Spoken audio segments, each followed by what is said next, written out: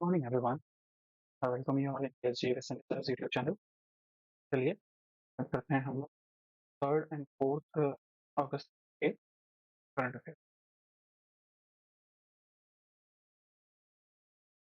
Let's start. तो यहाँ पे जब हम बात कर रहे हैं पेपर 1 को देखते हुए, देखिए इसकी पीडीएफ जो है वो 10 डेज के पीडीएफ में, मतलब अगस्त के 10 डेज इम्पोर्टेंट, फिर सेकंड टेस्ट डे, फिर थर्ड टेस्ट डे 10 डेज, इस तरीके से आपको जो है प्रोवाइड हो जाएगी। कहाँ पर मिलेगी? तो ये मिलेगी जीएस जीए with Sanjay sir's Telegram channel पे, तो आप वहाँ पर ज्वाइन हो सकते हैं। बाकी स्टार्ट करते हैं। अगस्त 2025 में वीओ चिदम्बरम, वीओसी पोर्ट जो कि यहाँ पर है यहाँ पर तूतीकोड़ी तमिलनाडु में है। इंडिया का पहला पोर्ट बना है जिसने ग्रीन हाइड्रोजन को सरपास कर लिया है 1 मेगावाट रूफ टॉप के। कहने का मतलब है ग्रीन हाइड्रोजन बनाना, प्रोड्यूस करना प्लस 1 मेगावाट बिजली पावर जनरेट करना। इसीलिए यहाँ पर जो ये अनाउंस किया है चेयरमैन बीओसी पोर्ट के सुशांत कुमार पुरोहित सर, ये अनाउंस किया है कि ग्रीन पोर्ट एंड शिपिंग यहाँ पर सस्टेनेबिलिटी एक मैरीटाइम फ्यूचर है, और जिसको तूतीकुड़ी बीओसी पोर्ट ने कंप्लीट कर लिया। ये एक्टिविटी जो प्रिपेयर कराई गई है वो कराई गई है इंडियन मैरीटाइम वीक 2025 की तरफ। उसके अलावा बात करी जाए यहाँ पे, तो ये किसके अंदर आता है? Ministry of port and shipping and waterways के अंदर आता है, जिसमें सर्बानंद सोनोवाल जो कि अरुणाचल प्रदेश से आते हैं, सर्बानंद सोनोवाल सर इसके मिनिस्टर हैं, यूनियन मिनिस्टर हैं। तो कौन सा पोर्ट रहा यहाँ पर रहा है? वीओसी सीताम्बरम ताम्बरम पोर्ट। इसके अलावा यहाँ पे कुछ डिटेल्स हैं जिसको आप इत्मीनान से यहाँ देख सकते हैं, इसको पढ़ सकते हैं। अचीवमेंट है, फर्स्ट पोर्ट बना है जिसने यूज किया है ग्रीन। इसी के साथ साथ में कांडला पोर्ट, रिसेंटली गुजरात का कांडला पोर्ट वो भी न्यूज में था। ठीक है, उसने एल के साथ में मिलकर ग्रीन हाइड्रोजन यहाँ पर प्रोड्यूस करी है। ठीक है, सोलर पावर कैपेसिटी में सरपास कर चुका है 1 मेगावाट रूफटॉप के थ्रू, और अगस्त की ये इम्प्लीमेंटेशन है। इसके अलावा अगर आप बात करोगे तो भारत में बहुत सारे पोर्ट आपको देखने को मिलेंगे। मेजर पोर्ट भारत के अंदर 13 है, ठीक है, और 200 से ज़्यादा आपके माइनर पोर्ट है। जैसे अगर मैं बात करूँ तो आपको दीनदयाल उपाध्याय, जिसको हम लोग कांडला पोर्ट गुजरात में देखने को मिल जाता है, ठीक है। उसके अलावा Mumbai trust port, that after Maharashtra में आपको जवाहरलाल नेहरू पोर्ट ट्रस्ट देखने को मिलता है। फिर आपका बर्दवान पोर्ट भी आपको महाराष्ट्र में देखने को मिलता है। फिर after port of Mormugao Gujarat, new Mangalore port Karnataka, sorry new port of Mormugao Goa में आपको देखने को मिलेगा, और न्यू मंगलुरु पोर्ट जो है वो कर्नाटका में देखने को मिलेगा। कोची केरला पोर्ट हो जाएगा, कोची पोर्ट केरला में। Chennai port one of the oldest port आपको देखने को मिलता है, ठीक है, तमिलनाडु में। Visakhapatnam port one of the largest port है इंडिया में, अगर बात करोगे कार्गो वॉल्यूम की वजह से, तो आंध्र प्रदेश में आपको देखने को मिलेगा। वही पारादीप पोर्ट आपको देखने को मिलेगा उड़ीसा में। तो भारत के अलग अलग हिस्सों पर आपको पोर्ट देखने को मिलते हैं। सेकेंडली अगर यहाँ पर बात करता हूँ तो इन अंडमान निकोबार में भी आपको पोर्ट सिस्टम देखने को मिलते हैं। तो ये आपका क्वेश्चन कंप्लीट हुआ यहाँ पे। नेक्स्ट यहाँ पे बात करेंगे तो नेक्स्ट क्वेश्चन पे चलिए बाकी डिटेल में और बात कर लेते हैं। नेशनल क्लाइमेट टारगेट भी है हमारे, क्योंकि हमको नेट जीरो टारगेट्स हैं जो कि 2070 तक कंप्लीट करने हैं। ठीक है, उसको अचीव करने के लिए यहाँ पे चीजें हो रही है। रूफ टॉप का कहने का मतलब, अगर कोई यहाँ पर आप देखोगे, थोड़ा जूम करके इसको मैं अगर दिखाऊं आपको, तो यहाँ पर आपको इस तरीके से रूफ टॉप और अदर एरिया सोलर पैनल दिखा। चलिए नेक्स्ट यहाँ पर बात कर लेते हैं। तो हाइड्रोजन, ग्रीन हाइड्रोजन प्रोड्यूस करना, डिपेंडेंसी ऑन फॉसिल फ्यूल से कम करना, क्लाइमेट गोल्स हैं इंडिया के। डाटा का बात करोगे तो नेशनल ग्रीन हाइड्रोजन मिशन भी है जो कि इंडिया को ग्लोबल हब बनाना है, not in manufacturing also in export, कि हम यहाँ पर सिर्फ ग्रीन हाइड्रोजन बनाए ही नहीं, हम विश्व भर को बेचेंगे। इंडिया एक तरीके से हब बने प्रोडक्शन में। क्लियर।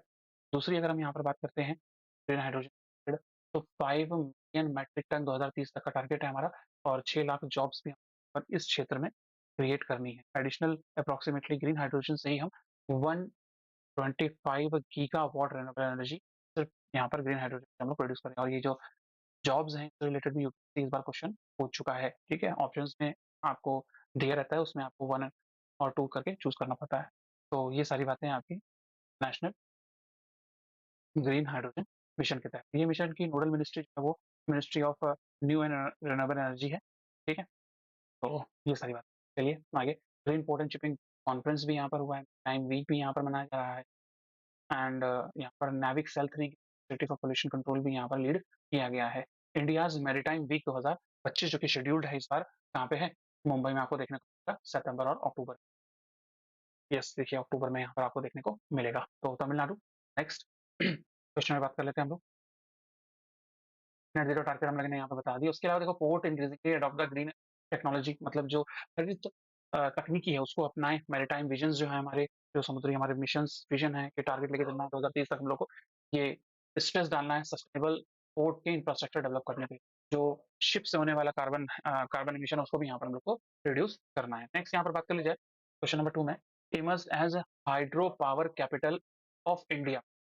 अगर बात करी जाए तो 56,000 मेगावाट पोटेंशियल के साथ में हाइड्रो पावर बूस्ट करने की बात चल रही है भाई अरुणाचल प्रदेश की। तो इधर आप सेवन सिस्टर्स और वन ब्रदर के रूप में हमें नॉर्थ ईस्ट स्टेट्स को आप जानते होंगे, हमारे उत्तर पूर्वी राज्यों को हम जानते हैं। जैसे यहाँ पर आपको ऊपर की ओर अरुणाचल प्रदेश देखने को मिलता है, फिर नागालैंड, फिर मणिपुर, आपका फिर इस प्रकार से मिजोरम देखने को मिलता है। फिर यहाँ पर बात कर लेते हैं मिडिल में, यहाँ पर असम, फिर नागालैंड और 3 साइड से बांग्लादेश से घिरा हुआ आपका त्रिपुरा।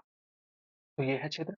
अब इसमें जो 56,000 मेगावाट हाइड्रोजन पोटेंशियल जो यहाँ पर देखा जा रहा है, हाइड्रो इलेक्ट्रिसिटी या हाइड्रो पावर, कहने का मतलब होता है ये कि अपर अपर ज़ोन, जब लोअर ज़ोन यहाँ पर या लोअर रिचमेंट एरिया में, लोअर कैचमेंट एरिया में जब रिवर आती है, तो यहाँ पर एक डैम बना दिया जाता है और उस डैम पे यहाँ पर टरबाइन्स लगा दिए जाते हैं। वो क्या होता है कि वाटर के फ्लो के साथ में वो टरबाइन्स क्या होते हैं, वो मूव करते हैं, क्या करते हैं, स्पिन करते हैं, वो घूमते हैं, वो फ्लो के साथ में घूमते हैं।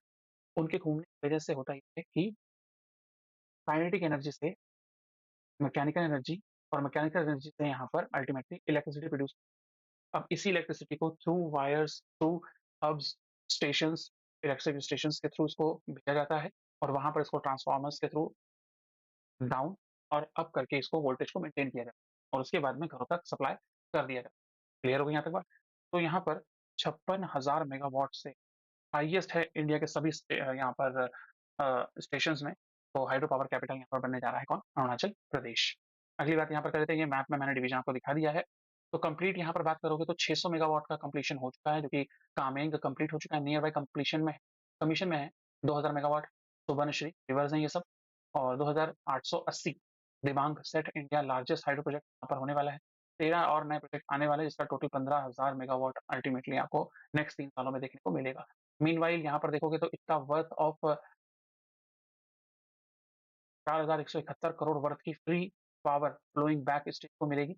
735 करोड़ का इन्वेस्ट डायरेक्टली यहाँ पर किया है ताकि लोकल कम्युनिटीज को यहाँ पर पावर जनरेशन मिल सके, पावर मिल सके, और इतना डिविडेंड मतलब इतना धन प्राप्त करेगा, इसकी इकोनॉमी भी, ठीक है, यहाँ की इकोनॉमी भी इंक्रीज करेगी। तो रिवर्स आपकी सियांग है, दिबांग है, सुबर्णश्री है, ये सब ब्रह्मपुत्र की इंडिया की लार्जेस्ट, इंडिया की यहाँ पर बात करो लॉन्गेस्ट नहीं, लार्जेस्ट है, लॉन्गेस्ट रिवर आपकी गंगा है, ठीक है, 2525 लेंथ टोटल है उसकी। तो ये सब मैंने आपको यहाँ पर डिटेल में बता दिया है।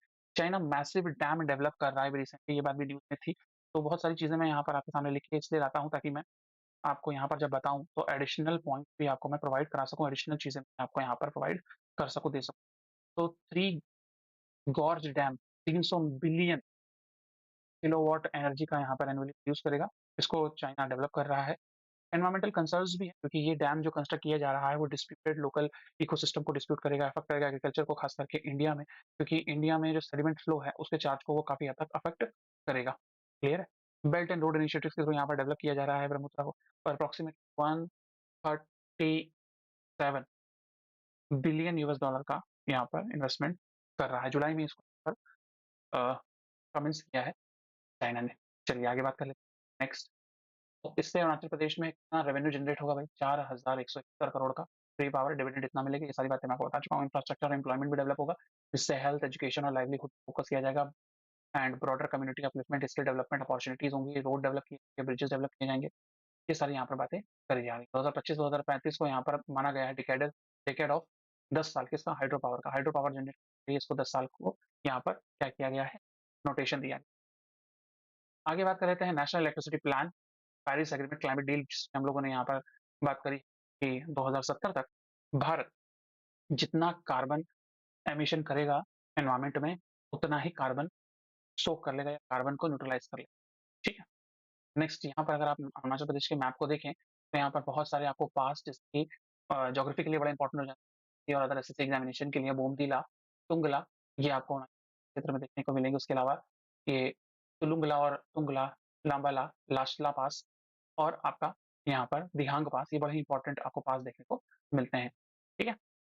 लक्ष्मी बने। इसके अलावा अगर बात करोगे तो नॉर्दर्न क्षेत्र में भारत के अलग-अलग हिस्से में अगर आप बात करोगे, तो जम्मू एंड कश्मीर, हिमाचल प्रदेश, उत्तराखंड के रीजन यहाँ पर आपको अलग-अलग पासेस दिख सकते हैं, जैसे कि नाथुला, रोहतांग पास, जोजिला आपको जम्मू एंड कश्मीर में, जोजिला, रोहतांग पास हिमाचल प्रदेश में, गढ़वाल-अंचला पास आपको लद्दाख के रीजन, उसके बाद चांगला, पोंगोंग लेक के पास में, सिल्पकिला, इंडिया चाइना बॉर्डर, मनाला, इंडिया तिब्बत बॉर्डर के पास में आपको कैलाश मानसरोवर पास के थ्रू ये पिलग्रिमेज रूट बनाता है। तो ये सारे आपके पासेस ज्योग्राफिकली देख सकते हो तो आप मैप में। रेड आफ्टर यहाँ पर बात करी जाए तो ये सारी डिटेल आपको शॉर्टकट में यहाँ पर दिख रही है। दिव्या देशमुख हिस्टोरिकल विक्ट्री यहाँ पर इन्होंने FIDE फिडा वुमेन्स वर्ल्ड कप जो कि बटूमी जॉर्जिया में हुआ था, वहां पर इंडिया की कोनेरू हम्पी को यहाँ पर फाइनल पराजित किया था। 19 साल की उम्र में इंडिया की पहली विमेन प्रेस्टिजियस टाइटल जीता है और 88th इंडियन ग्रैंड मास्टर यहाँ पर बन चुकी हैं। पहले कौन थे भाई ग्रैंड मास्टर अगर बात करोगे के अंदर, तो वो थे विश्वनाथन आनंद। उसके अलावा अगर हम यहाँ पर बात करते हैं तो टॉप फर्स्ट थे आपके विश्वनाथन आनंद, सेकंड थे यहाँ पे देवेंदु बरुआ और थर्ड थे प्रवीण सिपसाय। अभी recently अगर बात करोगे तो 88th दिव्या देशमुख बन चुकी फोर्थ वुमेन ग्रैंड मास्टर है इंडिया की तरफ से। इसके पहले 87th आपके के Priyanka, 86th VS Raheja, 85th आपके संकल्प गुप्ता। तो ये सारे के सारे डिटेल आपके सामने है, तो आप इत्मीनान से कॉपी में नोट डाउन कर सकते हैं, इसको पढ़ सकते हैं। नेक्स्ट अगर देखोगे तो अगली बातें कर लेते हैं कि और अदर यहाँ पर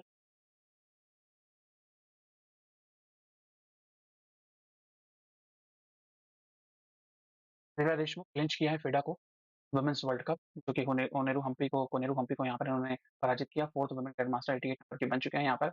और अभी यहाँ पर अगर आप देखोगे टाइम में 2018 में 85 थे और अभी हम 88th पोजीशन पे पहुंच चुके हैं।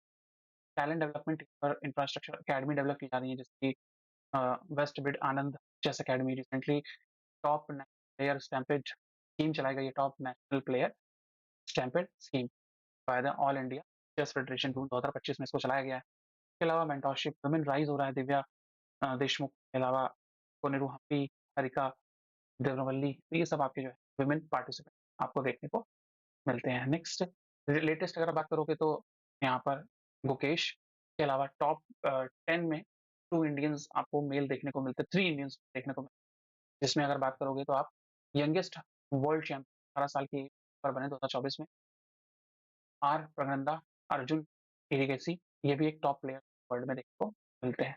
चलिए अगली बात कर लेते हैं कि आपको सारी चीजें टॉपिक में पढ़ सकते हैं। चेस की अगर बात करें इसका ओरिजिन चौरंगा से लिया जाता है 6th सेंचुरी से। इसके अलावा मॉडर्न डे में जो मॉडर्न डे के चेस आए, ठीक है, उसमें 2 प्लेयर होते हैं, 16 पीसेज आपको देखने को मिलते हैं, चेक एंड मेट फॉर्मेट को यहाँ पर किया जाता है। अलग-अलग tournament, classical tournament, world championship, world championship, chess olympiad, world cup और रैपिड ब्लिट्ज, इस तरह के आपके टूर्नामेंट्स देखने को भी मिलते हैं। ग्रैंड मास्टर सबसे टाइटल अवार्ड होता है यहाँ पे टॉप मोस्ट नेशनल परफॉर्मेंस के बाद में। तो ये सारी डिटेल आपके सामने टॉपिक में नाम से पढ़ सकते हैं। लास्ट टाइम प्रीलिम्स रिवीजन के लिए लास्ट टाइम बहुत इंपॉर्टेंट हो गया। नेक्स्ट डिजिटल ट्रांसफॉर्मेशन इंडिया के अंदर यहाँ पर हो रहा है, जिसमें BSNL और NRL यहाँ पे नोमलगिरी रिफाइनरी लिमिटेड अगस्त में यहाँ पर पहला 5G कैप्टिव नॉन पब्लिक, मतलब ये नेटवर्क पब्लिक यूज कर सकती है, इस रिफाइनरी में अलॉट किया गया है। दिस कोलैबोरेशन अनाउंस्ड इंडिया का जो डिजिटल मिशन है आत्मनिर्भर भारत है, उसको एग्जाम्पलीफाई करता है, उसको यहाँ पर दिखाता है और एप्लीकेशन दे रहा है इस चीज़ की। India industry 4.0 revolution, core industry काफ़ी हद तक क्या उसको डिजिटलाइज करें, चीज़ें करें। तो क्यों किया गया है? डिप्लॉइंग क्या करना है इंडिया का पहला 5G non public network refinery sector में। बड़ा ही इंपॉर्टेंट है ये सेक्टर, ये आपको कहाँ पर देखने को मिलेगी? ये आपको देखने को रिफाइनरी आसाम के क्षेत्र में, ठीक है? और नेक्स्ट जरा बात कर लेते हैं, क्या स्ट्रैटेजीज अपनाई गई डिजिटल इंडिया, आत्मनिर्भर भारत, एफिशिएंसी, साइबर सिक्योरिटी सुक्सेस करना, ठीक है? ये सारी बातें डेडिकेट किया गया है सिक्योर खुद का private 5G network, single entrepreneur, जो कि जहाँ पर सिर्फ और सिर्फ एंटरप्राइजेज यहाँ पर रिफाइनरी के जो डेटा है उसको ही मेंटेन किया जाए, लो लेटेंसी हो यहाँ पे, बहुत तेजी से यहाँ पर जो है अल्ट्रा रिलायबल हो, तेजी से यहाँ पर काम करें। उसके अलावा आई इंटरनेट ऑफ थिंग्स को यूज़ किया जा सके। इंटरनेट ऑफ थिंग्स क्या होती है? मतलब आप कहीं से दूर हो, तो आप अपने प्लेस पे, कहीं आप अपने इंटरनेट से, अपने घर से, अपने फैक्ट्री से दूर हो, लेकिन आप थ्रू मोबाइल, थ्रू वाईफ़ाई अपने घर के सारे इलेक्ट्रॉनिक अप्लायंसेस को यहाँ पर क्या कर सकते हो? मैनेज कर सकते हो उससे उसको आप कमांड दे सकते हो, स्विच ऑन होने का, स्विच ऑफ होने का, उसको हम लोग इंटरनेट ऑफ थिंग्स बोलते हैं। इन फ्यूचर आपको चीज़ें अभी रिसेंटली तो देखने को मिल ही रही हैं कि हर घर में वाई-फाई आपने फ्रिज से कनेक्ट कर दिया है या मान लीजिए फॉर एग्ज़ाम्पल टीवी से कनेक्ट कर दिया है या किसी अदर इलेक्ट्रिक अप्लायंस से कनेक्ट कर दिया है और आप बाहर चले गए, कहीं यात्रा पर गए हैं घर से बाहर, आप थ्रू द मोबाइल उस एप्लीकेशन से पूरे घर की चीज़ों को आप क्या कर सकते हैं, कंट्रोल कर सकते हैं। तो उसको बोलते हैं internet of things. AR, augmented reality, virtual reality, digital twins, AI, ठीक है? ये सारे इंपॉर्टेंट टर्म्स आपको देखने को मिलेंगे। एड्रेस करना need to secure real time digital infrastructure, critical sector के लिए खास करके ऑयल और गैस के लिए पब्लिक सेक्टर अंडरटेकिंग का इस तरीके से कोलैबोरेशन करना अपने आप में एक बहुत बढ़िया मॉडल देखने को मिलेगा। इंडस्ट्रीज 4.0 वर्कशॉप यहाँ पे सेंट्रल पीएससी के पब्लिक सेक्टर एंटरप्राइजेस के पर मैनेज की गई by the ministry of finance. Fully indigenisation किया जा रहा है, मतलब ये सारा जो है हम डेटा सोवरेनिटी रखें, हम डेटा को इंडिया में सिक्योर करके रखें, इससे हम काफी हद तक क्या कर सकते हैं, ऑटोमेशन जा सकते हैं इन फ्यूचर। तो नॉर्थ ईस्ट रीजन में डेवलप किया गया, बड़ी इंपॉर्टेंट बात है। एआई को डेवलप करना, सब सप्लाई चेन को मेंटेन करना, ठीक है, एनर्जी को मेंटेन। एमओयू साइन हुआ है अभी रिसेंटली। तो अब देखो यहाँ पर जो नेटवर्क होता है, जो हम नेट में नेटवर्क यूज़ करते हैं, सेलुलर नेटवर्क यूज़ करते हैं, उसके भी अलग-अलग कैटेगराइज़ेशन है, 1G, 2G, 3G, 4G आपने सुना होगा ये सब। जो 1G वो 90s 80s में इसका फीचर किया गया था, इंसेप्शन का आया था और इसमें क्या था, सिर्फ एनालॉग था, बेसिक मोबिलिटी थी, आप इसमें बात कर सकते थे। फिर 2G आया और 2G में आप डिजिटली मैसेज, डेटा भेजना, तो ये थोड़ा मोबाइल को एडॉप्टेशन बढ़ा रहा था। लिमिटेड डेटा स्पीड थी बस 2G में। 3G 3G के साथ 2000 में इसको इनोवेट किया गया, लाया गया। फिर यहाँ पर बात करते हैं तो इंटरनेट की चीज़ें आने लगी, वीडियो कॉल होने लगी। रूरल एरिया में इसकी कनेक्टिविटी काफ़ी कम देखने को मिली। 4G करंटली करंटली यहाँ पर 5G आ गया वैसे तो काफ़ी हद तक। High speed all IP network bullet हुआ करता था, ठीक है? 2020 में अगर देखो 5G यहाँ पर low latency, ultra low latency, internet of things, काफ़ी फास्ट इंडस्ट्री किया जा रहा है, इंफ्रास्ट्रक्चर और डिजिटल डिवाइड भी क्रिएट होते हैं काफ़ी हद तक। बहुत सारे लोग 5G यूज़ कर पाते हैं बट काफ़ी सारी कंपनियाँ 5G बोलती तो हैं बट उतना बेहतर नेटवर्क प्रोवाइड नहीं कर पाती हैं। तो ये एक अलग आपको यहाँ पर नुआंसेस देखने को मिलेंगे। इंडिया में अगर बात करी जाए 6G को लेकर, तो भारत नेट 6G 2023 में प्रोग्राम शुरू किया गया था। 2030 तक का हमारा टारगेट है कि यहाँ पर हम 6G टेक्नोलॉजी को अचीव कर लें 2030 तक। उसके अलावा अगर बात करता हूँ मैं नेक्स्ट, जिसमें 111 111 रिसर्च प्रोजेक्ट लैब्स 300 करोड़ रुपए पर जो है इन्वेस्टमेंट्स यहाँ पर बनाए जा रहे हैं, 300 करोड़ रुपए में। क्लियर है यहाँ तक? फिर आफ्टर 60 टेक्नोलॉजीज को यहाँ पे एनरोल किया जाए, पेटेंट फाइल किया जाए ताकि पेटेंट हम रख सकें। वर्ल्ड लेवल पे हम बात करते हैं तो यूएसए, साउथ कोरिया जो ग्लोबल कॉम्पिटिटर के रूप में आपको देखने को मिल रहा है इन फ्यूचर। साउथ कोरिया ने तो एम किया हुआ है कि 2028 तक वो नेशन वाइडली 6G को एनरोल कर देंगे, मतलब 6G को यहाँ पर लेकर चले आएंगे। टॉप 6 नेशंस में अगर बात कर लें, European USA, China, Korea, Japan, India, ये टॉप 6 कंट्रीज के रूप में आपको जो है इन फ्यूचर देखने को मिल सकते हैं। इंडिया ने इसके लिए फ्यूचर जो प्रोजेक्ट्स लेके आए हैं, जिसमें भारत 6G जैसा मैंने अभी आपको बताया, जो कि 2023 का प्रोजेक्ट है और इसमें हम टेलीकम्युनिकेशन के अंदर 2030 तक चाहते हैं कि 6G टेक्नोलॉजी को हम अचीव कर लें। क्लियर है? चलिए क्वेश्चन नंबर 5 पे बात कर लेते हैं। इंडिया का डिफेंस मॉडर्नाइजेशन विटनेस करना चाह रहे हैं क्योंकि रिसेंटली इंडिया में यहाँ पे इंड्यूस हुआ है, फाइनलाइज हुआ है एयरबस C295 C295 स्पेन से हम लोगों ने इसको मंगाया है। टोटल इंपोर्ट जो करने थे वो 56 ऑर्डर्ड यूनिट, 16 यूनिट्स पास में आए। मिडिल लिफ्ट ट्रांसपोर्ट एयरक्राफ्ट के रूप में इसको देखा जाएगा इन फ्यूचर, खास करके इवैक्यूएशंस वाले प्रोग्राम्स में इसका यूटिलाइजेशन बहुत तरीके से किया सकता है। मेक इन इंडिया इनिशिएटिव्स के तहत इसको यहाँ पर लाया जा रहा है, इंडियनाइजेशन किया जाएगा इसमें और टेक्नोलॉजी ट्रांसफर किया जा रहा है। अब एचएएल को इसकी टेक्नोलॉजी ट्रांसफर करी गई है, इन फ्यूचर एचएएल को भी यहाँ पर जो है टेक्नोलॉजी मिल जाएगी तो हम इन फ्यूचर बड़े प्लेन्स यहाँ बना सकते हैं और उसको क्या कर सकते हैं, बाहर भी हम एक्सपोर्ट कर सकते हैं। तो ये सारी चीज़ें हैं। इसका पेलोड कैपेसिटी कितना है भाई? 9250 केजी, 9250 केजी। तो ये बड़ा इंपॉर्टेंट है। 56 यूनिट का ऑर्डर दिया था, 16 ही भैया अभी आई 2025 में और अदर 40 यूनिट वो मिल के एचएएल के द्वारा यहाँ पर बनाई जाएँगी। क्लियर है? पेलोड कैपेसिटी मैंने आपको बता दी यहाँ ऑपरेशनल रेंज 2500 किलोमीटर है। टोटल वैल्यू जो कॉन्ट्रैक्ट का हुआ था वो 2.5 बिलियन यूरोज़ या 22,000 22,000 करोड़ रुपए टोटल यहाँ पर किया गया था। तो एयरक्राफ्ट ओवरव्यू बता दिया मैंने, ऑपरेशनल कैपेसिटी अगर देखोगे तो एड्रेस किया है, लॉजिस्टिक एंड टेक्टिकल गैप्स जो पुराने थे, उसको यहाँ पर हम जो है क्या कर देंगे, अल्टीमेटली चेंज कर देंगे, उस जगह पर ये इसको हम लोग अपलोड कर देंगे या लिखें। हाई एल्टीट्यूड रीजन में इसका बहुत बेनिफिट होगा, जैसे लद्दाख है, सिक्किम है। इसके अलावा जैसे फ्रीक्वेंट फ्लड्स है, अर्थक्वेक है, उस इवैक्यूएशन कैपेसिटी में या नेचुरल कैलेमिटीज़ की कैपेसिटी में हम यहाँ पर इस तरह के विमान का यूज़ कर सकते हैं। Better versatility and endurance. India में एचएएल के द्वारा इसको बनाया गया है। एचएएल की बात कर ली जाए तो बेंगलुरु बेस्ड है, ठीक है? इंडिया की मेजर प्लेयर है एरोस्पेस और डिफेंस मैन्युफैक्चरिंग में। इसके अलावा यहाँ पर बात की जाए तो बहुत सारे प्रोडक्ट्स पे फोकस किया जा रहा है। अभी डेडिकेटली 11 रिसर्च पे यहाँ पर काम कर रहा है। 2024 में इसको महारत्न की अवार्ड से नवाजा गया है। महारत्ना का इसको यहाँ पर प्रोवाइड किया गया है। 2040 में, सॉरी 1940 में, 1940 में इसको एस्टैब्लिश किया गया था। तो आई थिंक एचएएल के बारे में हम सब बातें जान चुके हैं। फाइटर एयरक्राफ्ट की बात कर ली जाए तो तेजस, हाल, HF-24, मारुत इसके द्वारा बनाया गया हेलीकॉप्टर बात करी जाए तो ध्रुव, प्रचंड हेलीकॉप्टर, ट्रांसपोर्ट एयरक्राफ्ट, आपने सारस नाम सुना होगा। जेट इंजन पे फोकस चल रहा है अभी रिसेंटली, आपने कावेरी बहुत ट्विटर पे ट्रेंड कर रहा था, कावेरी इंजन, ठीक है? तो नेक्स्ट की बात कर लेते हैं। Technology, transfer of technology Nashik के द्वारा यहाँ पर एचएएल को प्रोवाइड किया जाएगा। चलिए, operational role, tactical operations, troops को मूव करना, एक प्लेस से दूसरे प्लेस में ट्रूप्स को मूव करना, इक्विपमेंट्स को शिफ्ट करना, मान लीजिए for example in future tanks या बड़े-बड़े आर्टिलरी को मूव करना, मैरीटाइम पेट्रोल करना, कोस्टल एरिया का सर्वेलेंस करना, मेडिकल इवैक्यूएशंस, हिली रीजन्स, ट्राइबल फॉरेस्ट रीजन, वहाँ से मेडिकली किसी को इवैक्यूएट करना, कोस्टल रीजन जैसे अंडमान एंड निकोबार है हमारे पास में, और अगर आपके लक्षद्वीप है जहाँ से हम उनको इवैक्यूएट कर सकते हैं, उनको वहाँ से बचा के ला सकते हैं। क्वेश्चन नंबर 6 पे बात कर लेते हैं जल्दी से। World largest fish production India जो है बन गया। दुनिया का 8% फिश प्रोडक्शन यहाँ पर आफ्टर चाइना इंडिया कर रहा है, क्योंकि फिश एक रिच सोर्स होता है और इनकम भी। इंडिया में बहुत बड़ी जीडीपी का पार्ट भी है फिशिकल्चर, ब्लू इकोनॉमी का पार्ट है, तो इसमें टेक्नोलॉजी और अदर चीज़ें यहाँ पर आपको देखने को इन्वॉल्वमेंट मिलती है। तो इंडिया का ब्लू इकोनॉमिक विजन है। स्टेट की अगर बात करता हूँ, सबसे ज़्यादा प्रोडक्शन कौन कर रहा है 2025 में? आंध्र प्रदेश। फिश प्रोडक्शन में ज़्यादा यहाँ पर आंध्र प्रदेश है। इंडिया सेकंड है आफ्टर चाइना। ये हमको पता होना चाहिए। ग्लोबल में 8% यहाँ पर जो है प्रोडक्शन कर रहे हैं।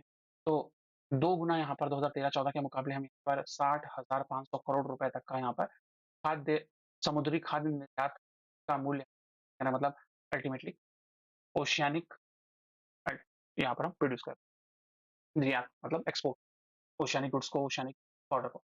ब्लू रेवोल्यूशन में 3,000 करोड़ रुपए समर्थन किया गया इंडिया के द्वारा। भारतीय मत्स्य संपदा योजना, ठीक है? या प्रधानमंत्री मत्स्य संपदा योजना, उसके तहत 20,000 करोड़ रुपए यहाँ पर स्वीकृत किए गए हैं, मतलब इसके लिए अलॉट किए गए हैं। इंडिया सेकंड यहाँ पर आ गया है। अप्रॉक्सिमेटली अगर बात करूँ पिछले 10 सालों में 184 लाख टन यहाँ प्रोड्यूस कर, आई होप दिस। इनलैंड एरिया में भी और मराइन एरिया में, जो एरिया है मरीन एरिया, वहाँ पर भी कंट्रीब्यूशन अगर करोगे तो 1.12 जीबीए में यहाँ पर जीडीपी का ही एक एडवांस फॉर्मेशन है, जिसको हम लोग ग्रॉस वैल्यू एडिशन बोल देते हैं, जीबीए। क्लियर? 8% यहाँ प्रोडक्शन है और इतना हम लोग आउटपुट दे रहे हैं हर साल, 184 लाख टन। दूसरी बात, इंडिया की वास्ट एक कोस्ट लाइन है। पहले ये कोस्ट लाइन जो है 7,516 की थी। रिसेंटली ही पिछले कुछ दिनों में आप न्यूज़ में देख रहे होंगे कि मिनिस्ट्री ऑफ होम अफेयर्स के थ्रू यहाँ पर इसको बताया गया है कि 3,582 किलोमीटर की कोस्ट लाइन हमारी बढ़ गई है। ड्यू टू किस वजह से? क्योंकि सही तरीके से अभी यहाँ पर क्या किया गया है, अपडेट किया गया है। जो पुराना मेथड था उसके अंदर, आपके ओल्ड मेथड के अंदर ज़्यादा प्रॉब्लम्स थी, तो उसमें पुराने जो मैप्स थे या फिर जो उसका एक्सपेडिशन किया गया था, वो उतना बेटर तरीके से, उसमें लो रेजोल्यूशन था, उसमें कैप्चरिंग नहीं।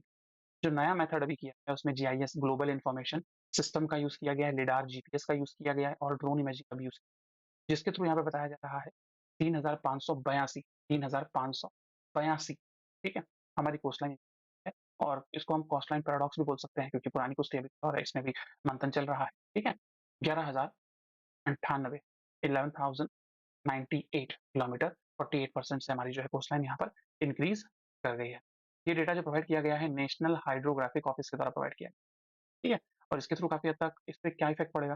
तो इकोनॉमिक ज़ोन हमारे बढ़ जाएँगे, ज़्यादा एक्सक्लूसिव इकोनॉमिक ज़ोन यहाँ पर बन सकते हैं, फिशिंग राइट्स हमारे इंक्रीज़ हो जाएँगे, आइलैंड्स बहुत सारे काउंट किए गए हैं यहाँ पर, कोस्टल डेवलपमेंट बेटर तरीके से हो पाएगा। कोस्टल टूरिज्म बेटर तरीके से हो पाएगा, डिज़ास्टर प्रिपेयर्डनेस हम बेटर तरीके से कवर कर पाएँगे। क्योंकि ये सारा डेटा काफ़ी हद तक हम रियल टाइम मेट्रोलॉजिकल डेटा को हम स्विच कर पाएँगे, एक साथ ला पाएँगे और अल्टीमेटली हम वैल्यूएशन बेटर तरीके से यहाँ पर कर पाएँगे। आई होप दिस मस्ट क्लियर। प्रधानमंत्री मत्स्य संपदा योजना 2020 में लॉन्च किया गया था। इसका काम था वैल्यू चेन बनाना, मतलब एक ऐसी वैल्यू चेन क्रिएट करना जहाँ पर अगर कोई फिश प्रोडक्शन किया जा रहा है, फिश मछुआरे लोग फिश निकाल रहे हैं, तो उसको एक चेन डेवलप करना ताकि, क्योंकि ये पेरिशेबल गुड्स हैं, ऐसा ऐसा प्रोडक्ट होते हैं जो बहुत जल्दी खराब हो जाते हैं। तो इसको एक प्रकार से पोर्ट से मेन चीज़ से बहुत सारी को डिस्ट्रीब्यूट करना, तो यहाँ पर वैल्यू चेन को एफिशिएंसी बनाना। ब्लू रेवोल्यूशन यहाँ पर क्या है, 2025-26 का रिकॉर्ड में देखा और बजटरी सपोर्ट भी प्रोवाइड किया गया है। किसान क्रेडिट कार्ड के तहत प्रोवाइड किया गया। किसान क्रेडिट कार्ड की शुरुआत 1998 में यहाँ पर करी गई थी भारत के अंदर। आई hope this must be clear. ठीक है। मेरा क्वेश्चन है, किसान क्रेडिट कार्ड किस कमिटी के रिकमेंडेशंस के बाद में आया था?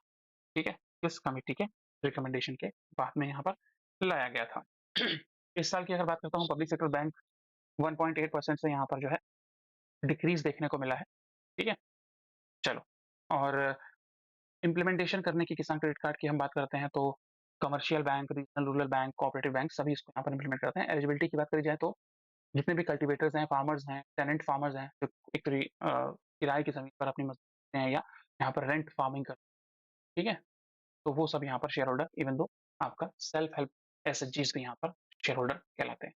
तो टेक्निकल एडaptation भी यहाँ पर आप देख सकते हैं, सीएसआई मैपिंग करी गई है फिशिंग के लिए।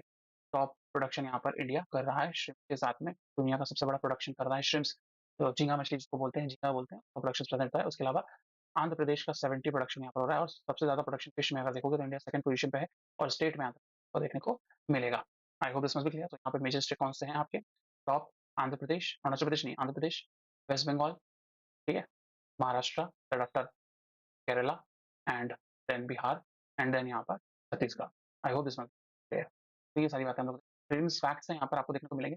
मत्स्य संपदा योजना, किसान प्रधानमंत्री मत्स्य कृषि समृद्धि योजना जो कि यहाँ मत्स्य संपदा योजना के अंतर्गत आता है, ये सारी बातें हम लोग अभी यहाँ पर आपसे कर चुके हैं। ये मैटर क्यों कर रहा है? क्योंकि एग्रीकल्चरल अलाइड एक्टिविटी भारत में सरकारों की नीति ये रही है कि भाई किसानों की संपदा को या किसानों की संपत्ति को यहाँ पर डबल डबल किया जाए। लेकिन वो अभी क्या है कि ड्यू टू कोविड-19 और बहुत सारी कारणों की वजह से और ग्लोबल इकोनॉमिक्स की वजह से भी यहाँ पर आपको देखने को मिल रहा है कि वो डबल नहीं हो पाई है। तो एलाइड एक्टिविटी किया जाए, अगर एग्रीकल्चर से नहीं बढ़ रहा है तो एलाइड एक्टिविटी, पिसीकल्चर किया जाए, सेरीकल्चर किया जाए, रेशम के कीट का पालन किया जाए, पिसीकल्चर पर मछली पालन किया जाए, एनिमल हार्वेस्टिंग यहाँ पर किया जाए। इस तरीके से पर ये सारी चीज़ें बताई गई हैं। बाकी ये डिटेल में आप इत्मीनान से पढ़ सकते हैं। ये इन्फोग्राफिक्स भी आपके सामने रिवीजन में बेटर देगा। Ministry of fisheries and animal husbandries की तरफ बहुत सारी इस तरीके से मैं इंपॉर्टेंट स्कीम्स भी आपके सामने लेता हूँ, जैसे प्रधानमंत्री मत्स्य संपदा योजना। इंपॉर्टेंटली इसको 2020 में लॉन्च किया गया था। करंट टाइम में उस समय तो 1000 करोड़ रुपए इसके लिए रखे गए थे। अभी की डेट में देखोगे 2465 करोड़ रुपए इसके रखे गए हैं। अचीवमेंट बहुत सारे हैं, क्लस्टर्स बनाए गए हैं, कैपेसिटी बिल्डअप किया गया है, डीप सी में जाना, सी फिशिंग करना, एमएसएमईज, ठीक है, माइक्रो स्मॉल मीडियम एंटरप्राइजेस जिसका एक्ट 2006 में, ठीक है, ये सारी चीजें डेवलप की गई हैं। ब्लू रिवोल्यूशन, नीली क्रांति, 2020 में इसको लॉन्च किया गया था फिशरीज मैनेजमेंट और इसको अभी प्रधानमंत्री मत्स्य संपदा योजना के अंतर्गत ही इसको सब्सिड्यूम कर दिया गया है 2020 के बाद। फिशरीज एक्वेरियम इंफ्रास्ट्रक्चर, तो ये सारी डिटेल आप इसको इत्मीनान से पढ़ सकते हैं, इसको इत्मीनान से आप नोट डाउन कर सकते हैं। इन फ्यूचर जो भी मिनिस्ट्री आएगी उससे रिलेटेड जितना भी काम 2014 से लेकर अभी तक मिनिस्ट्रीज के द्वारा या नई जो आई हैं, वो मैं आपको यहाँ पर लेके आता रहूँगा। ठीक है? बस वीडियो को लाइक करिए, चैनल को सब्सक्राइब करिए as soon as possible. National livelihood mission, ठीक है? Livestock mission, sorry livelihood नहीं, livestock mission. Livestocks कहने का मतलब एनिमल हस्बेंड्री करना, उससे प्रोडक्टिविटी लाना, एम्प्लॉयमेंट रोजगार उत्पन्न करना, ब्रीडिंग करना तो उसको इम्प्रूव करना। ये पता लगा आप ऐसी ब्रीडिंग कर रहे हैं कि जिसकी वजह से क्या हो रहा है, और भी प्रॉब्लम्स अदर क्रिएट होती हुई दिखाई देती है। I hope this was clear. Promote करना सिनर्जीज़ को, मिल-जुल के सभी विभाग आपस में काम करें। आई होप दिस वाज़, चलिए next further scrutiny and notes आप यहाँ पर देख सकते हैं। ये अचीवमेंट पर करी गई हैं, जैसे इतने रिकॉर्ड्स अभी 184 लाख टन्स प्रोडक्शन किया जा रहा था 24-24 में, 75% इनलैंड सोर्स से किया रहा है। ठीक है? क्लस्टर्स बनाए जाएँगे, 17 न्यू क्लस्टर्स बनाए जाएँगे, तो जुलाई 2024 में अपने यहाँ पर बना चुके हैं। 17 लॉन्च किए गए थे, टोटल हो गए हैं 34। दैट आफ्टर इंडिया को रिटेन करना है श्रिम्प एक्सपोर्ट्स में। इंडिया दुनिया का सबसे बड़ा श्रिम्प झींगा मछली का एक्सपोर्टर है। ठीक है? तो ये भी लाइवलीहुड का बड़ा एक साधन है। स्पेसएक्स पार्टनरशिप किया है नासा के साथ में, जिसमें वो 13 operational astronaut mission crew 11 launch कर चुका है। इसके थ्रू साइंटिस्ट इंटरनेशनल स्पेस या एस्ट्रोनॉट्स इंटरनेशनल स्पेस स्टेशन तक जाएँगे। Recently NASA India synthetic aperture radar launch किया गया था। ब्लू बर्ड मिशन लॉन्च किया गया, इसके बारे में मैं डिटेल में आपसे नेक्स्ट क्वेश्चन में बात करूँगा। अगली बात, चालक दल में कौन-कौन है? तो पहली बार कर रहे हैं जेना कार्डमैन जो कि यूएस से नासा से हैं, माइक फिनके यूएस नासा के पायलट हैं, केमिया युइन जो कि जक्सा जापान से हैं और ओलेग प्लेटनोव जो कि रोसकॉस्मोस दैट मीन्स रूस से आपको देखने को मिलेंगे। इसके अलावा ये क्रू की जर्नी है 2025 को लॉन्च किया, टोटल 11 मेंबर्स का ये क्रू आपको देखने को मिलेगा। चलिए, कैनेडी स्पेस स्टेशन से इसको लॉन्च किया गया। अभी रिसेंटली आपको पता होगा शुभांशु शुक्ला सर, ठीक है? जो 4 एस्ट्रोनॉट 3 एस्ट्रोनॉट इंडिया ने सेलेक्ट किए हैं गगनयान मिशन के लिए, जो कि 2025 में था। अल्टीमेटली अभी उसको थोड़ा डिले करके 2027 तक या 26 तक इसको लॉन्च किया जाएगा, जिसमें इंडिया इंडिजिनसली मतलब यहाँ पर स्वतः से खुद की टेक्नोलॉजी डेवलप करके स्पेस तक जाना चाह रहा है। इंडिया गगनयान मिशन कंप्लीट करना।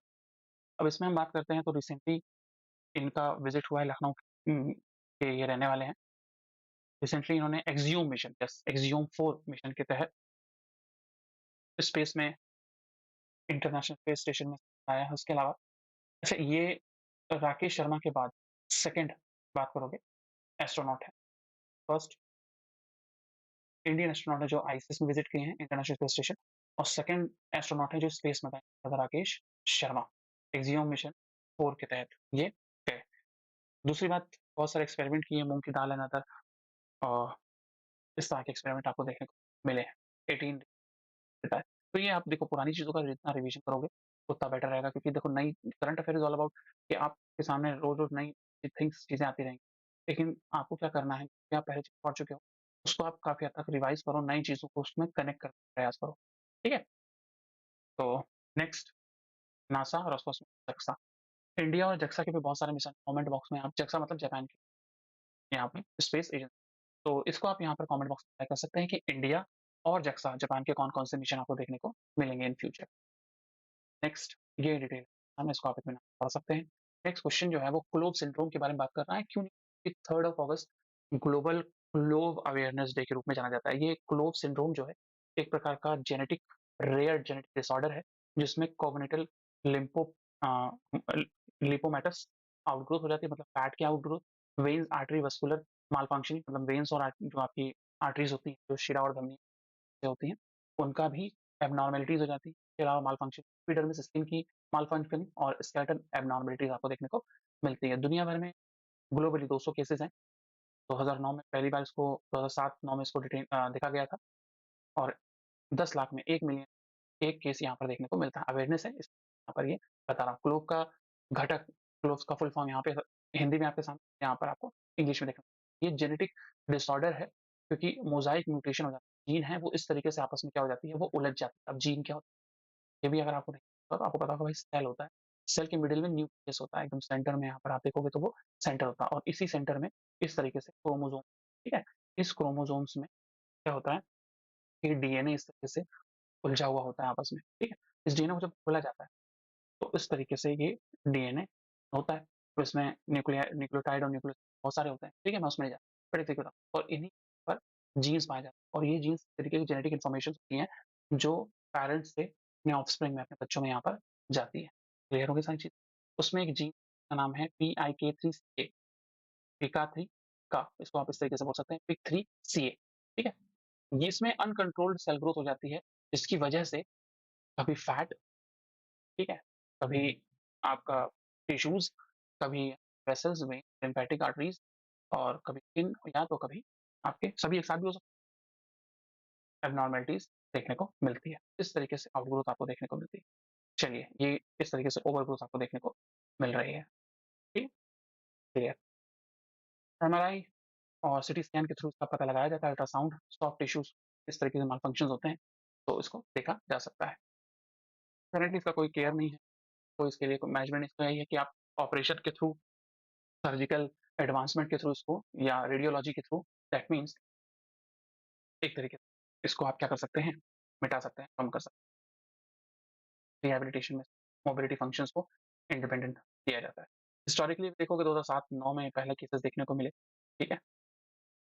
ग्लोबल अवेयरनेस इम्पोर्टेंट है, रिवीजन आपको प्रीलिम्स में देखने को मिलेगा, इस तरीके से आप इसको पढ़ सकते हैं। बड़ी इंपॉर्टेंट नॉलेज आपके सामने। Question number 9, India's post payment bank जो कि डिपार्टमेंट ऑफ पोर्ट्स के अंदर आता है। इसके अलावा आप बात करते हैं तो डिफरेंट डिफरेंट आपके डिपार्टमेंट देखने को मिलेंगे यहाँ पे, जो कि department of ministry of communication के अंदर आता है, which is hold by the lead by the Vaishnaw. Ministry of finance Nirmala Sitharaman ma'am, ठीक है। IT and electronics, IT and communication and railways, ये तीनों अश्विनी वैष्णव सर के पास। होम अफेयर्स रिसेंटली अगर आप बात करोगे तो आपको देखने को मिलेगा किसके पास में, अमित शाह सर के पास में, ठीक है। उसके अलावा यहाँ पर सोशल जस्टिस विक्रम सर, ठीक है, नहीं वीरेंद्र, यस, वीरेंद्र कुमार सर के पास में आपको सोशल जस्टिस। 2014 में कॉन्सेप्ट आया था और जिस कमेटी को लीड किया था नचिकेत मोर ने, उनके रिकमेंडेशन आए थे पेमेंट्स बैंक, और उषा जाट कमेटी के रिकमेंडेशन आए थे स्मॉल फाइनेंस। ये बड़ा ही इंपॉर्टेंट डेटा है। तो चलिए यहाँ पर हुआ क्या है वो देख लेते हैं। तो 2025 के अगस्त में आईपीपीबी, इंडिया पोस्ट पेमेंट तो नेशनल वाइड आधार बेस्ड फेस ऑथेंटिकेशन फैसिलिटी को इसने शुरू किया। भारतवर्ष में, पूरे भारत में जो पोस्ट पेमेंट बैंक है, इंडिया का पोस्ट पेमेंट बैंक है, लेकिन इंडिया में पोस्ट ऑफिस हैं बहुत सारे, तो यहीं से आप फाइनेंशियल इंक्लूजन के तहत इसको लॉन्च किया गया गवर्नमेंट द्वारा। क्लियर? ताकि डिजिटल एम्पावरमेंट और सारी चीज़ें हों। अब इसके थ्रू क्या किया जा रहा है, digital India financial institutions leverage कर रहे हैं एआई टेक्नोलॉजी के थ्रू, ताकि बैंक को और सेफर किया जा सके, उनकी केवाईसी को मेंटेन किया जा सके, ठीक है। क्योंकि यहाँ पर रूरल एरिया में जो एल्डरलीज होते हैं, जो मार्जिनलाइज पीपल होते हैं, जो डिफरेंटली एबल्स होते हैं, वो यहाँ पर पैसा रखते हैं। और जब इसको आधार ऑथेंटिकेशन किया जाएगा तो ऑब्वियस सी बात है वहाँ पर आपका आयरिश का डेटा है प्लस आपका फिंगरप्रिंट का डेटा, ठीक है। तो जब ये डेटा वहाँ पर दिया जाएगा तभी यहाँ से पैसा या इस तरीके से चीज़ें हो सकती हैं। यूआईडीआई, ठीक है, unique identity authority of India. तो ये है मेरा क्वेश्चन है, इसका हेडक्वार्टर कहाँ पे है, करंट चेयरपर्सन कौन है और उसको कब बनाया गया था। अब इस फिंगरप्रिंट में ओटीपी मैंडेट कर दिया गया है कि बैंकिंग ट्रांजेक्शन में आपको ओटीपी आएगा, ताकि और उसको सिक्योर किया जाए, कॉन्टेक्टलेस किया जाए। मेनी एल्डरलीज 8% पॉपुलेशन के, डिसेबल 2% पॉपुलेशन के हैं, जो कि 2011 के सेंसस में आया है। अभी रिसेंटली सेंसस को अलाउ कर दिया गया है और 2027 तक उसको कंक्लूड कर लिया जाएगा गवर्नमेंट, जिसमें कास्ट सेंसस का कंक्लूड किया गया है। तो सिक्योर फेस, स्मार्ट पे, सिक्योर करना आधार ट्रांजेक्शन को, फ्रिक्शनलेस डोर स्टेप बैंकिंग किया जाए। डोर स्टेप बैंकिंग मतलब एल्डरलीज जो उम्रदराज वृद्धावस्था में लोग और जो डिसेबल्स हैं, वो बैंकिंग नहीं, बैंक तक नहीं आ सकते, तो बैंक उनके द्वार पहुँचता है, तो इसको बोलते हैं डोर स्टेप बैंकिंग। क्लियर है? फास्टर एंड कॉन्टैक्टलेस ऑथेंटिकेशन, तो ये सारी चीज़ें हैं इत्मीनान से पॉज़ करके, या पीडीएफ जब आपको यहाँ पर आप जुड़ेंगे GS GA with Telegram channel with Sanjay sir, तो आपको वहाँ पर आपको मिल जाएगी, पीडीएफ मिल जाएगी। तो आई hope this must clear. Launch किया गया 2025 में hot post 1.6 lakh 1.6 lakh post हैं, जो कि टोटल 86% कहाँ पर है, रूरल एरिया में। 3 लाख पोस्टल बैंकिंग कॉरेस्पॉन्डेंस है यहाँ। टारगेट करना है 11 करोड़ कस्टमर्स को, ठीक है। 5.57 लाख विलेजेस और टाउन्स, तो ये बड़े ही इंपॉर्टेंट टारगेट आपको देखने को मिलेंगे। करंटली हम बात करते हैं तो जब 2014 में बैंक आए, बहुत सारे थे, बहुत सारे बंद हो गए, लेकिन करंट डेट में अगर आप पेमेंट्स बैंक की बात करेंगे तो रिसेंटली बहुत सारे बैंक आपके हैं, जैसे एयरटेल पेमेंट बैंक इंडिया का पहला पेमेंट बैंक था। उसके अलावा Paytm payment bank, Fino payment bank, India post bank, NSDL payment bank और जियो। इस प्रकार से आपके सामने करंटली 6 मेजर पेमेंट्स बैंक आपको देखने को मिलते हैं, सारे नाम मैंने लिए। फिर आफ्टर स्मॉल फाइनेंस बैंक की बात करी जाए तो A U small finance bank, Equitas small finance bank, Fincare small finance bank, Jana small finance bank, Suryoday small finance bank, Ujjivan small finance bank और recently capital small finance bank. तो इस प्रकार से आपके अदर भी स्मॉल फाइनेंस बैंक आपको देखने को मिलते हैं। आई hope this much clear. Total आपके इस प्रकार से बैंक, स्मॉल फाइनेंस बैंक देखेंगे तो टोटल वो इस प्रकार से आपको बैंक देखने को मिलेंगे। OTP OTP can be slow, unrealistic हो सकता है, तो इस ओटीपी की जगह पे अब जो है आधार और फेस आईडी को यहाँ पर एनरोल किया जा रहा है। तो की बेनिफिट्स क्या है, इंक्लूसिविटी लाना, ज़्यादा बायोमेट्रिक इंक्लूड करना, सिक्योरिटी डेवलप करना, फ्रॉड से ओटीपी को यहाँ पर स्पूफिंग से, ओटीपी इंटरसेप्शन से, कि नंबर क्लोनिंग भी की दी जाती है, फेक फिंगरप्रिंट्स डेवलप कर लिया जाता है, उन सभी को यहाँ पर बचाना। स्पीड एंड कन्वीनियंस, फास्ट है, पेपरलेस है, सीमलेस है, ठीक है? बैंकिंग के चैनल्स, ये सारे इंपॉर्टेंट डेटा है, तो आप इत्मीनान से पढ़ लीजिएगा। ये आपके प्रीलिम्स लेवल के लिए बड़ा इंपॉर्टेंट है। ये सारी डिटेल मैं अभी आपको बोल ही के आ रहा हूँ, ठीक है? बोल के आ रहा हूँ। शॉर्ट फॉर्म में यहाँ पर आपके सामने। चलिए, next question, question number 10। Recently यहाँ पर chess e sports world cup हुआ, जो कि हुआ e sport world cup foundation EWCF Riyadh, Saudi Arabia, जहां पर दुनिया के number 1 grand master Magnus Carlsen ने इसको जीता है। I hope this must be, जिसमें उन्होंने 1.5 मिलियन, अप्रोक्सीमेटली 12.5 करोड़ प्राइज को जीता है। टॉप में फर्स्ट पे यहाँ पर है आपके कौन? नॉर्वे के मैग्नस कार्लसन, सेकंड में फ्रांस के एलिरेजा रियोजा, एंड यूएसए के हिकारू नाकामोरा, यूएसए के हिकारू नाकामोरा। टॉप 10 की कंडीशंस अभी देखोगे तो टॉप में 2839 पॉइंट्स के साथ में, रेटिंग के साथ में नॉर्वे के मैग्नस कार्लसन टॉप में। उसके अलावा सेकंड में यूएसए के हिकारू नाकामोरा। दैट आफ्टर अगर देखोगे तो फोर्थ नंबर पे इंडिया के फोर्थ, फिफ्थ और सिक्स जो पोजीशन है टॉप 10 चेस प्लेयर्स में अगर देखोगे तो गुकेश, सॉरी, फोर्थ में है प्रगनंदा, आर प्रगनंदा, फिफ्थ पे गुकेश रोमराजू, जो कि लेटेस्ट अभी 2024 में दिसंबर में वर्ल्ड चैंपियन बने हैं, सबसे कम उम्र में 18 साल की उम्र में, अर्जुन एरिगासी। तो ये सारी डिटेल मैंने डिस्कस कर लिया। बाकी पहली बार इस तरह का ये ई स्पोर्ट्स गेम हुआ है, डिफरेंट 17 टीम्स थी, कितना प्राइस है, अमाउंट है, कहाँ पर हुआ, वो सारी बात पर आपसे डिस्कशन कर लिया। 13 कंट्री के प्लेयर्स यहाँ पर थे। इंडिया की भी रैंकिंग यहाँ पर रही है। अनीश गिरी 14वें नंबर पर, अर्जुन एरिगेसी 4th नंबर पर, निहाल सरेन 8th नंबर पर यहाँ पर रहे। I hope this must clear. कहाँ पे हुआ है? रियाद में, Saudi Arabia. Next 11 number question है, India and women table tennis team qualify कर चुकी है के लिए वर्ल्ड टेबल टेनिस चैंपियनशिप के लिए, जो कि लंदन यूके 2026। इसके लिए इन्होंने इन सदर्न टीमों, साउथ एशियन टीम कराया है, बांग्लादेश, श्रीलंका, नेपाल, मालदीव, बांग्लादेश, नेपाल, मालदीव। तो इंडिया यहाँ पर 2026 के यूके में होने, लंदन में होने, ठीक है, लंदन में होने वाले टेबल टेनिस वर्ल्ड चैंपियनशिप में इंडिया क्वालिफाई कर। आई hope this must be clear. तो ये सारी डिटेल है। उसमें इंडियन टीम्स में अगर मेंस की बात करो तो आकाश पाल, रोनित बंजा, तो ये सारे नाम है जो आपको इन फ्यूचर कीर्तिमान हासिल करते हुए दिखाई देंगे। नेक्स्ट पोस्ट कंट्री जो है वो यहाँ पर होने वाला है कौन? London, UK. इंडिया ने डिफीट इनको इनको किया है, क्लियर। तो ये सारी इंपॉर्टेंट जानकारी आपके सामने, आप इत्मीनान से पढ़ सकते हैं, clear. Question number 12, question number 12 में यहाँ पर बात कर रहे हैं, क्या space sector undergo significant transformation. तो अभी जैसे मैंने आपको बताया निसार प्रोग्राम, उसी प्रकार से इंडिया अपने आप को इंगेज कर रहा है self reliance in future block to blue bird communication satellite, जो कि इंडिया यूएस कम्युनिकेशन के साथ में कोलैबोरेशन एडवांस करी जाएगी। इसका फ्यूचर डीपनिंग करना पार्टनरशिप को, इकोनॉमिक पार्टनरशिप, ठीक है। इसमें किस तरह का लॉन्च व्हीकल यूज किया जाएगा? LVM3, जिसको पहले GSLV mark 3 card, GSLV mark 3 कहा जाता था। इस प्रकार का सैटेलाइट आपको यहाँ पर भेजते हुए नजर आएंगे। पर्पस क्या है? नेक्स्ट जनरेशन सैटेलाइट फोकस किया जाएगा अर्थ के ऑब्जर्वेशन के लिए, अर्थ को वो ऑब्जर्व करेगा, उसके चारों तरफ इस तरीके से घूमेगा, में अलग अलग रोटेशंस आपको देखने को मिलती हैं। लो अर्थ ऑर्बिट होता है, मिड अर्थ ऑर्बिट होता है, और आपका जियो सिंक्रोनस अर्थ ऑर्बिट भी होते हैं, क्लियर।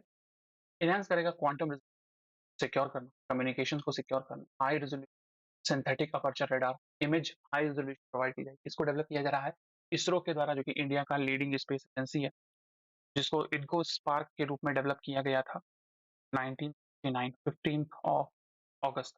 इसीलिए 15 अगस्त को स्पेस यहाँ पर इसरो के रूप में भी जानते हैं। 1969 इनको स्पार्क, हेडक्वार्टर कर्नाटका में, बेंगलुरु।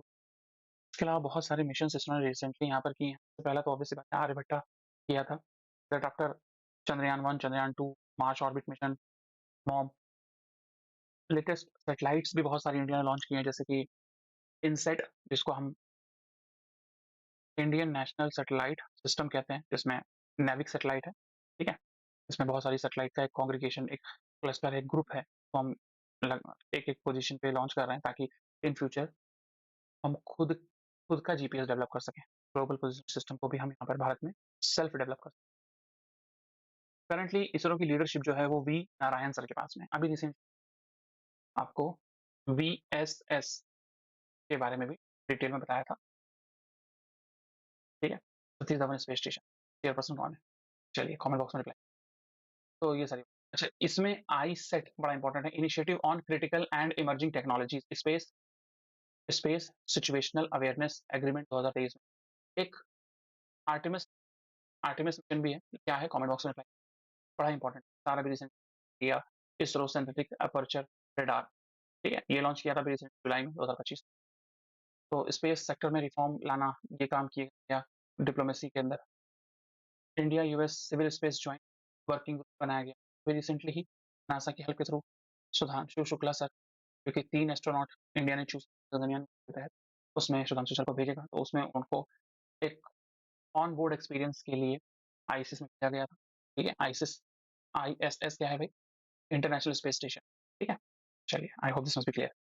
एनएसआईएल इसरो का कमर्शियल आर्म है और 4000 करोड़ रुपए यहाँ पर जनरेट करने पर फोकस कर रहा है कि हम 2026 तक इन फ्यूचर बहुत सारे कमर्शियल अलग-अलग देशों में सैटेलाइट्स को भेजेंगे या उनको हेल्प करेंगे, वहाँ से हम इतना रेवेन्यू जनरेट कर सकते इन फ्यूचर, ठीक है। स्मार्ट एग्रीकल्चर में, इंश्योरेंस में, शिपिंग में, अर्बन मैनेजमेंट, ब्लू बर्ड हमको डेटा प्रोवाइड करेगा। क्लियर? तो ये सारी जानकारी। Challenges, red flag, cyber security, transfers, क्योंकि बहुत सारे यहाँ पर इंटरनेशनल टैरिफ आर्म रेगुलेशन है, तो टेक्नोलॉजी ट्रांसफर करने में भी प्रॉब्लम करता ही है, चैलेंजेस है हमारे। चलिए, तो ये डिटेल में आपका स्ट्रक्चर है, तो आप कर सकते हैं। पहला मॉड्यूल सैटेलाइट्स का स्पेस स्टेशन का इंडिया करेगा, 2028 में भेजेगा, और आपको पता होगा 10 दिसंबर 2025 तक था, अभी इसको जो है 2027 में शिफ्ट किया है। 2035 तक हम जो है अपना खुद का भारतीय स्पेस स्टेशन बनाने की बात कर रहे हैं, और 2040 में इंडियन मैन ऑन मून, मतलब चंद्रमा पे हम इंडियंस जाएं। Next most important, BIMSTEC. BIMSTEC का पहला ट्रेडिशनल म्यूजिक फेस्टिवल दिल्ली में कंडक्ट हुआ है, जिसको लीड किया है एस, मतलब उन्होंने उसको इनॉग्रेट किया। इंडिया का पहला डिप्लोमेटिक लीडरशिप है साउथ और साउथ एशियन कंट्रीज को लेकर। इसकी थीम बड़ी इंपॉर्टेंट है, सप्त सुर, सेवन नेशन वन मेलोडी। 7 देश हैं, लेकिन सब एक ही म्यूजिकल फील्ड को यहाँ पर बिलोंग करते हैं, इस तरीके से यहाँ पर बात करिए। इसको शॉर्ट ट्रिक इसको याद करने का, ठीक है। सार्क था रेलेवेंस पहले, इसको अब रेलेवेंस नहीं है, इसको चेंज करके अभी बिम्स्टेक में आ गए। 1997 में बिम्स्टेक बनाया गया था, और इसको यहाँ पर अगर देखा जाए तो सार्क के अल्टरनेटिव के रूप में देखा जा रहा है, क्योंकि 2014 के बाद में सार्क की रिलेवेंस इतनी रह नहीं गई, क्योंकि पाकिस्तान के पास में चेयरमैनशिप आई और इंडिया ने वहाँ से रिफ्यूज कर दिया because of terror and dialogue दोनों एक साथ नहीं हो सकते। ये करंट गवर्नमेंट की पॉलिसी भी और बेटर पॉलिसी भी है कि हम एक साथ टॉक्स को और एक साथ टेरर को नहीं रख सकते, ठीक है। इसलिए सार्क का कोई रिलेवेंस नहीं रहा, तो इंडिया काफी हद तक डिप्लोमेटिक चैनल पे बिम्स्टेक की तरफ शिफ्ट हुआ, और अभी बिम्स्टेक को काफी हद तक तवज्जो या वरीयता या प्रायोरिटी दी जा रही है। इसको याद करने का तरीका, NIT MBBS शॉर्ट ट्रिक है, याद कर सकते हैं। Nepal, India, Thailand, Myanmar, Bhutan, Bangladesh and Sri Lanka, short tricks को याद कर सकते हैं। इसके अलावा अगर बात करोगे तो रिसेंटली बहुत सारी चीजें रही हैं, जैसे G7, रिसेंटली कनाडा इसकी अध्यक्षता कर रहा है, कनाडा में मीटिंग भी हुई है जून में, प्रधानमंत्री वहां पर गए भी थे, ठीक है। इसके अलावा 3 देशों की और यात्रा पर गए थे, अगर आपको ध्यान होगा, ठीक है। फिर क्रोएशिया, ठीक, कनाडा, और एक और कंट्री, कमेंट बॉक्स में रिप्लाई करिए। Sir after G20 question mark बताइएगा, कहाँ पर इस बार अध्यक्षता कर रहा है G20। तो अगर G20 की बात करें 2023 में इंडिया उसको होस्ट कर रहा था, 2024 में ब्राजील, 2025 में साउथ अफ्रीका। नेक्स्ट क्वाड्स, इस बार अध्यक्षता कर रहा है इंडिया, और सितंबर में आपको ऐसा देखने को मिलता है कि US president Donald Trump Bharat की यात्रा पर आए। उसके अलावा ब्रिक्स नेशंस की रिसेंटली, जिस जब से यूएसए ने खास करके mister president of USA Donald Trump ने 25 और प्लस 50% अनाउंस किए, तब से यहाँ पर रशिया, चाइना, इंडिया, इनकी ग्रुपिंग होना आपको देखने को मिल रही है। काफी हद तक ब्रिक्स की रेलेवेंस आपको बढ़ती हुई आ रही है। तो रशिया इस बार की होस्ट करेगा, तो क्वेश्चन मार्क SCO, तो इसलिए मैंने यहाँ पर सारी सारी चीज़ आपको बता दी। G20 साउथ अफ्रीका, ठीक है, ये सारी चीज़ें हम डिस्कस कर चुके हैं, रिवाइज कर चुके हैं, सब तो सब सारी बातें हो गई यहाँ पे। तो देख सकते हैं इस तरीके से ये एडिशंस लाए गए हैं। 7 देश, 10 traditional musicians, Saptasur, cultural diplomacy, और जो जीडीपी शेयर करता है अप्रोक्सीमेटली 29 बिलियन यूएस डॉलर की जीडीपी शेयर करता है करंटली। कौन? ब्रिक, ठीक है, BIMSTEC. Noted traditions, Baul, Piphat, जोगदरा, बिहू इंडिया का है, ठीक है। शबद शबद कीर्तन, इस तरीके से यहाँ पर ये सारे सारे ट्रेडिशंस लॉन्च किए। यूनिटी दिखाने के लिए बिम्स्टेक में 27% of south Asian traditional music आपस में, उन्होंने ऐसा बोला है कि हम आपस में बहुत सारा ट्रेडिशनल हेरिटेज आपस में क्या करते हैं, शेयर करते हैं। म्यूजिक हमारा एक है, लगभग खाना एक जैसा है। अगर भूटान की बात कर लो, नेपाल की बात कर लीजिए, श्रीलंका की बात कर लीजिए, साउथ एशियन है ये, ठीक है। इस तरीके से आप इसको याद कर सकते हैं। तो ये सारी बातें मैंने सौ ट्रेडिशनल पार्टनर इंडिया से, श्रीलंका की तरफ से सबक कीर्तन, बिहू, ये दो म्यूजिकल चीजें लॉन्च की गई थी, एंट्री फ्री थी पब्लिक एंगेजमेंट के लिए। 2016 में सार्क जो अपना मोमेंटम खो देता है, उसके बाद में लेवरेज किया है इंडिया ने में, ठीक है। I hope this must be clear. ये सारी चीजें हम डिटेल में पढ़ चुके हैं। इंडियन ऑर्गन 15वां एडिशन 2025 का रहा है। 3 अगस्त को यहाँ पर सेलिब्रेट करते हैं या उसको याद करते हैं डोनेशन डे के रूप में। वर्ल्ड में यही जो है 13 अगस्त को मनाया जाता है। सबसे पहले इंडिया का ट्रांसप्लांटेशन 1994 में हुआ था, जिसमें national organ and tissue transplant organisation, NOTTO, NOTTO बड़ा इंपॉर्टेंट है, याद रख लेना, NOTTO, national organ and tissue transplant organisation, जो कि किसके अंदर काम करता है, ये काम करता है हेल्थ एंड फैमिली वेलफेयर, जिसके मिनिस्टर जगत प्रकाश नड्डा सर है करंटली। तो चलिए, बहुत सारी चीजें आपके सामने। जगत प्रकाश नड्डा सर ने यहाँ पर 15th Indian organ donation ceremony बताई है। इस बार की थीम क्या है सर? अंगदान जीवन संजीवनी, अंगदान जीवन संजीवनी अभियान, इस बार का 2025 का यहाँ पर ये थीम होने वाला। आई hope this must be clear. इसके अलावा अगर बात करते हैं, बहुत सारे डेज हैं अगस्त में से। अ, अभी मैं आपको बता के आया था, फर्स्ट तारीख को वर्ल्ड लंग कैंसर डे, पिछले वीडियो में बताया मैंने। वर्ल्ड वाइड वेब डे 1 अगस्त को, ठीक है। एंड 3 को भी क्लोव सिंड्रोम मैंने बताया अभी आपको। इसके अलावा 6 को हिरोशिमा डे, 7 को नेशनल हैंडलूम डे, 8 को क्विट इंडिया मूवमेंट डे 8 अगस्त, 9 को नागासाकी डे, ठीक है। इस प्रकार से बड़े ही इंपॉर्टेंट आपको डेज आपको देखने को मिलते हैं। वर्ल्ड संस्कृत संस्कृत डे 9 को देखने को मिलेगा। लायन डे भी पड़ेगा 10 अगस्त को। After world biofuel, world lion day 10 अगस्त को, वर्ल्ड बायोफ्यूल डे भी आपको 10 अगस्त को देखने को मिलेगा। 12 अगस्त को इंटरनेशनल यूथ, 12 अगस्त को आपको वर्ल्ड एलिफेंट डे, और वर्ल्ड ऑर्गन डोनेशन डे 13 अगस्त को, जैसे मैंने अभी आपको बताया। 15 को independence day, as you know that, ठीक है। तो इस प्रकार से बहुत सारे डेज आपको 20 अगस्त को आपको वर्ल्ड, हाँ, वर्ल्ड मॉस्किटो डे आपको देखने को मिलेगा। और renewable energy day, Indian Akshay, भारतीय अक्षय ऊर्जा दिवस 20 अगस्त को देखने को मिलेगा, ठीक है। इस तरीके से बहुत सारे हैं, वो डिटेल में आपको मैं यहाँ पर ला दूंगा एक अलग से क्लास, जिसमें हम लोग theme and days and theme की क्लास अलग से कवर करेंगे, डेज एंड थीम्स, क्लियर।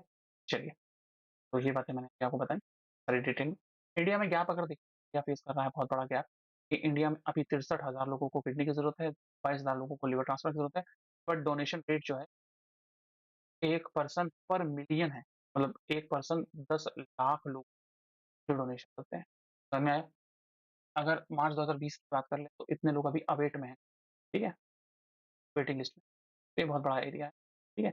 अंगदान, मैंने अभी आपको बताया, अंगदान जीवन, organ donation, life saving, AIIMS से इसको शुरू किया था 1994 में।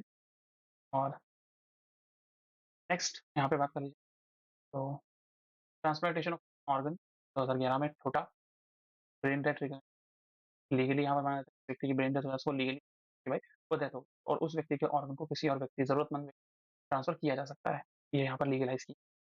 Best regional organ and tissue transplantation की बात करी जाए, तो नॉर्थ है, स्टेट में तमिलनाडु, यूटी में पुडुचेरी, मणिपुर नॉर्थ ईस्ट में best, Telangana highest disease organ ज़्यादा यहाँ पर प्रोवाइड किया था ऑर्गन ऑर्गन। इमर्जिंग गवर्नेंस बात करी जाए तो नागपुर, आई एम नागपुर। तो ये बड़े इंपॉर्टेंट डेटा है, इसको आप ध्यान से पढ़ सकते हैं। 15 लाख का सिस्टम है भैया अभी किडनी और राष्ट्रीय आरोग्य निधि के तहत यहाँ पर प्रोवाइड किया जाता है। इस ट्रांसप्लांट में 15 लाख फाइनेंशियल सपोर्ट गवर्नमेंट द्वारा प्रोवाइड किया जाता है। 10,000 रुपये पोस्ट ट्रीटमेंट मेडिसिन कॉस्ट के लिए यहाँ वर्ल्ड को दिए जाते हैं। 15 कहाँ सेलिब्रेट किया गया था? Bhim hall, Ambedkar international centre, new Delhi, Jagat Prakash Nadda, JP Nadda साहब, क्योंकि हमारे हेल्थ मिनिस्टर करंटली। तो ये डिटेल है, आप इसको इतना जानते हैं। नेक्स्ट क्वेश्चन जो है बड़ा इंपॉर्टेंट, और वो बात कर रहे हैं फिच की। फिच इंटरनेशनल इंस्टीट्यूट एक तरीके से है कंपनी, रेटिंग कंपनी है। इंडिया में यहाँ पर बता रही है कि इस जुलाई में डाउनग्रेड किया है उसने किसको, जीडीपी। जीडीपी क्या है, ग्रॉस डोमेस्टिक प्रोडक्ट। हम एक साल में जोग्राफिकल एरिया में, किसी एक जोग्राफिकल एरिया में, वन जोग्राफिकल एरिया, उसमें एक फाइनेंशियल ईयर में, वन फाइनेंशियल ईयर में कितने अमाउंट की सर्विसेज और कितने अमाउंट्स के गुड प्रोड्यूस, उसको हम लोग मॉनेटरी वैल्यू में काउंट करते हैं, जीडीपी। ठीक है, सकल घरेलू उत्पाद, ग्रॉस डोमेस्टिक प्रोडक्ट। यहाँ पर जो पहले 6.4% प्रिडिक्ट किया था इंडिया ग्रोथ रेट, उसको घटाकर 6.3 कर दिया है। वहीं पे स्टैंडर्ड एंड पुअर्स जो मार्केटिंग, उसने भी यहाँ पर क्या किया है, 6.2 कर दिया। ठीक है, तो ये बड़ी इंपॉर्टेंट है। क्यों? तो ऑब्वियस सी बात है, ऐसा क्यों हो रहा है, क्योंकि हाई रिस्क में है, क्योंकि अभी यहाँ पे 25% एंड प्लस 25% 50% पर टैरिफ इम्पोज कर दिए गए बाय द अमेरिकन प्रेसिडेंट। इसके अलावा यहाँ पर बात करोगे तो फिच ने 6.3, आईएमएफ ने 6.4, आरबीआई ने 6.5 और स्टैंडर्ड पुअर्स ने 6.5 यहाँ पर रखेगी। तो सारा का सारा सामने है, इसको आप इस तरीके से यहाँ पर नोट डाउन कर सकते हैं। Weaker revenue, capex cycle, so on and so fourth. चलिए, इसके अलावा अगर बात करते हैं आईएमएफ के अकॉर्डिंग दुनिया की टॉप 5 इकोनॉमी, यहाँ पर मैंने नोट डाउन कर दिया। जैसे यूएसए 30.5 ट्रिलियन यूएस डॉलर के साथ में दुनिया की सबसे बड़ी इकोनॉमी। ठीक है, China 19.2 trillion US. Germany, India और जर्मनी की यहाँ पर है भाई कि तीसरे चौथे की लड़ाई चल रही है। अभी तो इंडिया फोर्थ में है। इंडिया 2027 तक, 2027 तक ऐसा चाहता है कि वो फोर्थ प्लेस से जंप करके 3 प्लेस पे पहुंच जाए। गवर्नमेंट ऐसा चाहती है। ठीक है ना, तो इंडिया ऐसा कर देगा, ऑब्वियसली बात, सबसे बड़ी कंज्यूमर इकोनॉमी है। क्लियर है। तो नेक्स्ट 3 पॉइंट, और दुनिया में सबसे बड़ी ग्रोथ रेट अगर बात बोलो 6+, वो इंडिया की है। यूएसए, चाइना, ये सब अभी 1 और 2 में ही खेल रहे हैं, 1% और 2% में। इंडिया जो है वो यहाँ पर, इवन दो जापान और यूरोप तो 1 और नेगेटिव में भी। ठीक है ना, तो ये सब है। फिफ्थ लार्जेस्ट इकोनॉमी आपकी जो है, सॉरी, थर्ड पे जर्मनी, फोर्थ पे इंडिया। इंडिया जो है 3.69 ऑफिशियल कई सारे न्यूज़पेपर में आता है। उसके अलावा अगर आप आईएमएफ की वेबसाइट पे जाओगे इंडिया को लेकर, तो अप्रोक्सीमेटली वो one sorry 4.2 trillion US dollar भी यहाँ पर डिक्लेयर कर रहा है। तो जो न्यूज़पेपर में है, कई जगह पर आर्टिकल में है, वो मैं आपको बता रहा हूँ, जो कि 3.69। क्लियर है। तो अलग अलग डेटा, इसको आप देख सकते हैं। इसके अलावा एक चार्ट यहाँ पे देखो, सोर्सेज मैंने सभी तरह के सोर्स इस्तेमाल किए हैं और कोशिश करी है कि सारे के सारे जो है एक साथ एक ही जगह पर आ जाएं, जितने भी जीडीपी प्रोडक्शंस हैं। तो इसको आप इस प्रकार से नोट डाउन कर सकते हैं अपने कॉपी में। ठीक है, इसको बना सकते हैं एक प्रकार से कि जैसे इंडियन गवर्नमेंट जैसे एनएसओ लिस्ट निकालती है, नेशनल अकाउंट्स अकाउंट्स नहीं होगा, ठीक है। एनएसएसओ जो पहले था, अभी वो सीएसओ हो गया, statistics office, national statistics office. Clear है। तो ये आपको देखना होगा इस प्रकार से एनएसओ, ठीक है, जो कि ministry of statistics and programme implementation के अंदर आता है, मॉस्पी। ठीक है, मॉस्पी के ministry of statistics and programme, Rao Inderjit. ठीक है, आरबीआई ने प्रिंट किया है 2024 के लिए 6.5, स्टैंडर्ड पोर्स ने अभी के लिए 6.5, आगे के लिए बढ़ा रहा है, कम कर रहा है। बस इतना जान लो, अभी की डेट में बहुत सारी जगह 6.60 से लेकर 0.0 से 0.5 तक आपकी चीजें चल रही हैं, तो इसमें कुछ आपको डिले करने की जरूरत। ठीक है, Fitch 6.3, IMF 6.4, world bank 6.3, नोबरा and Kotak 6.2। Most important क्या है, आरबीआई का, एनएसओ का डेटा। ठीक है, जहां से क्वेश्चन आएगा आपसे, आईएमएफ एंड वर्ल्ड बैंक, जहां से आपके क्वेश्चन पूछे जाएंगे, इनको हमेशा, आई hope this must be clear. सारे ऑथेंटिक डेटा हैं, और आप जो है इसको चेक कर सकते हैं।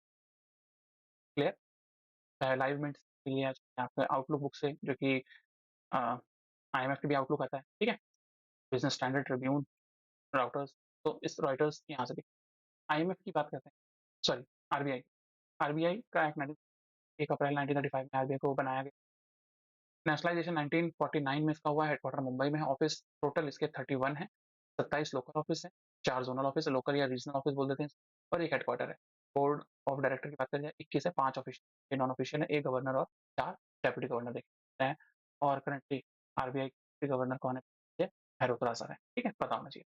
तो आरबीआई पर अप्रूवल को new India cooperative bank with approval दे दिया मर्जर सारस्वत कोऑपरेटिव। ये दोनों bank new India cooperative bank limited आपस में आप मर्ज हो जाओ किसके साथ में, सारस्वत कॉर्पोरेटिव बैंक लिमिटेड के साथ में। क्लियर है? इसके तहत किया गया है बैंकिंग रेगुलेशन एक्ट 1990 किया गया है 1881।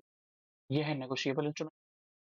और RBI act 1934, banking regulation 49, SBI act, ठीक है, 1955 एंड नाबार्ड एक्ट 1981। इस प्रकार से बहुत सारी चीज़ें को मैंने यहाँ पे प्रोवाइड करी है बताने के लिए। तो ऑफिशियली यहाँ पर अनाउंस किया गया है, आरबीआई ने मॉरेटोरियम लगाया था 122 करोड़ पे, ठीक है। इतने भी डिपॉजिटर्स के पैसे डिपॉजिट हैं, इन दोनों को मर्ज करने की बात करें किस सेक्शन के अंदर, 44A ऑफ बैंकिंग, ठीक है। तो ये सारी बातें आप डिटेल में इस टॉपिक में आंसर पॉइंट वाइज क्या कर सकते हैं, समझ सकते हैं। क्वेश्चन नंबर 16 आते हैं। जैसे मैंने आपसे कहा था, Kandla port, Deendayal port authority of Kandla Gujarat ने पहला, अच्छा वो जो मैंने बताया था आपको, ठीक है, पहले फर्स्ट क्वेश्चन में वो सोलर प्लांट में, ठीक है, 1 गीगावाट, ठीक है, वहां पर भी डेवलप किया गया, इंडस्ट्री डेवलप यहाँ लार्सन टूब्रो के द्वारा भी किया गया। 140 मेट्रिक टन यहाँ पर जो है डेवलप किया जाएगा हाइड्रो ग्रीन हाइड्रोजन। तो ये मैं शायद 2 दिन पहले, 1 दिन पहले लेक्चर में बता चुका हूँ डिटेल में। Solar power, battery, energy storage के साथ में यहाँ पर किया गया है, ठीक है। I hope this must be clear, ये सही समझा चुका हूँ मैं। अच्छा, इसमें क्या होता है, हाइड्रोजन एनर्जी में क्लीन है, क्यों? क्योंकि हाइड्रोलिसिस होता है, जिससे वाटर का हाइड्रोलिसिस से हाइड्रोजन गैस बन जाती है, ऑक्सीजन, ठीक है। इससे कोई कार्बन फुटप्रिंट नहीं है, इसीलिए कोई भी green house gas release, green house gas कैसी, जैसे कार्बन मोनो, कार्बन डाइऑक्साइड और मीथेन, ये सब ग्रीन हाउस गैस के रूप में देखी जाती है, इवन दो वाटर वेपर, ठीक है। Battery energy storage system develop किया गया ताकि फ्लेक्सिबल हो सके, पावर सप्लाई को क्रूशियल किया सके, इलेक्ट्रोलिसिस को, रिन्यूएबल एनर्जी को डिपेंडेंट प्लांट बनाए जा सके। 4 मंथ में चीजें डेवलप की गई, ठीक है। नेशनल ग्रिड 2023 में लॉन्च किया गया था। तो ये सारी बातें तो खैर मैं पहले आपको बता चुका हूँ, तो आप इत्मीनान से पढ़ सकते हैं। चलिए, ये डिटेल आपके सामने है। Green house, sorry, green hydrogen plant Kandla, 1 megawatt and 140 tonne per annum, एक साल में इतने टन हाइड्रोजन बना सकता है। इलेक्ट्रोलिसिस प्रोवाइड करा गया लार्सन एंड टुब्रो के द्वारा। सोलर एंड बैटरी स्टोरेज में देखो कोशिश करी है कि यहाँ पर आपको लार्ज में भी बताऊं और शॉर्ट में भी आपको की पॉइंट भी आपको बताऊं, ताकि आप लास्ट टाइम जब चीज़ों को रिवाइज कर रहे हो तो उसमें कोई ऑप्शन आपको कोई भी हर्डल्स ना हो। National bone and joint day, ये आपको 4 अगस्त को देखने को मिलता है। इंडियन ऑर्थोपेडिक एसोसिएशन ने 2012 से इसको पेश किया, और 4 अगस्त से लेकर 10 अगस्त यहाँ पर देखा जाता है बोन एंड जॉइंट वीक, ठीक है। विटामिन डी थोड़ा सा इंपॉर्टेंट है भैया, वाइटल है, जिसको कैल्सीफेरॉल बोल देते हैं, क्या बोलते हैं भैया, कैल्सीफेरॉल, ठीक है। तो इस तरीके से बड़ा इंपॉर्टेंट हो जाता है। 2012 में इसको लॉन्च किया गया था। डायरेक्टर अगर मैं यहाँ पर बात करूँ,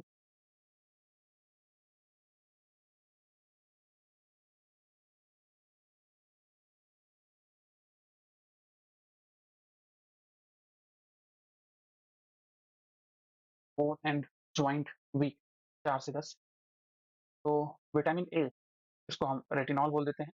विटामिन डी कैल्सीफेरॉल, जैसे मैंने बताया। विटामिन सी आपका स्कॉर्बिक एसिड होता है, ठीक है। विटामिन के यहाँ पर फाइटोडियन फाइटोडियन होता है। एंड विटामिन बी 12 बहुत इंपॉर्टेंट होता है अर्ली एजेस में, कोबेलामिन, कोबाल्ट की कमी हो जाती है, ठीक है। इस तरीके से बहुत सारे इंपॉर्टेंट आपके वाइटामिन के नेम भी। चलिए, ये बात कर लेते हैं विटामिन डी और calcium. Achieving peak bone mass अगर बात करी जाए, 25 से पर जो है रिड्यूस होता है, फ्रैक्चर्स और ऑस्टियोपोरोसिस होने की तरह रहता है। Osteoporosis, arthritis and fracture. तो ऑस्टियोपोरोसिस क्या होता है, इसमें बोन डेंसिटी कम हो जाती है, इंक्रीज हो सकते हैं, फ्रैक्चर मतलब हड्डी टूटने का खतरा बढ़ जाता है।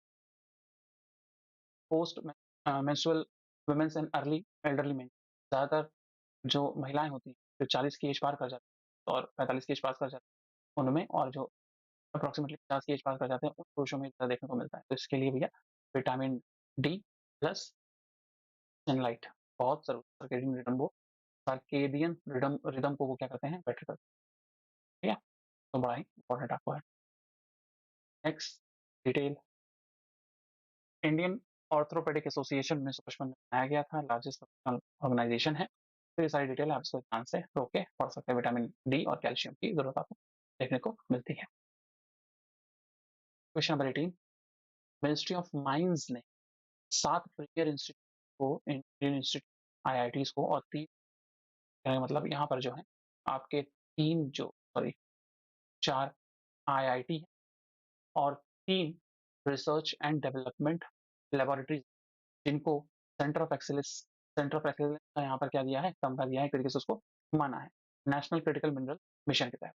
नेशनल क्रिटिकल मिनरल मिशन की जब मैं बात करता हूँ तो रेयर अर्थ मेटल्स हैं ग्लोबली रिकॉग्नाइज किए जाते हैं, बड़े ही इंपॉर्टेंट हैं दुनिया भर में। इंडिया 8% वॉल्यूम यहाँ पर रखता है इंडिया की अगर बात करोगे, बट प्रोडक्शन में इंडिया 1% ही प्रोड्यूस कर पाता है। मतलब 8 तो हमारे पास में रखा मतलब अर्थ के अंदर है, धरती के अंदर है, लेकिन उस 8% में से हम 1% उसको केमिकली या अलग अलग नई टेक्नोलॉजी कर पाते हैं, क्योंकि राइट करंटली उसकी डिमांड इसलिए बहुत बड़ी हुई भी new age cutting edge technologies हैं, like batteries manufacturing, car magnet manufacturing, catalyst manufacturing, renewable energy, solar panel, wind turbine, ठीक है, डिफेंस इक्विपमेंट में जैसे मिलिट्री के विमान बनाने, ठीक है, रडार सिस्टम डेवलप करना है। इवन दो जो हम आज लैपटॉप्स हैं हमारे, स्मार्टफोन्स हैं, इलेक्ट्रॉनिक डिवाइसेज हैं, इन सभी चीज़ों में आपके रेयर अर्थ यूज़ करे जाते हैं। ठीक है, तो इसके तहत मिनिस्ट्री ऑफ माइंस ने नेशनल क्रिटिकल मिनरल मिशन के तहत